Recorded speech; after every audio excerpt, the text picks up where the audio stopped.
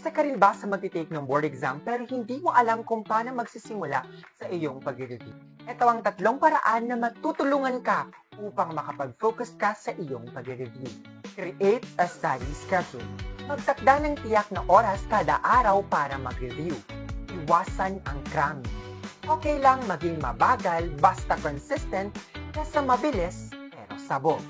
Limit distraction. Trust me, mas gugustuhin mong mag-take ng break sa iyong mga social media accounts habang nagre-review kaysa mag-deactivate ng account kasi ikaw lang ang hindi pumasa sa inyong batch. I-test ang sarili gamit ang mga mock exams at flashcards. Maaari mo ring orasan ang iyong sarili.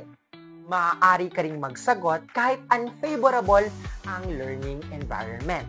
Halimbawa, mainit, gutom, maingay, hindi pantay ang lamesa,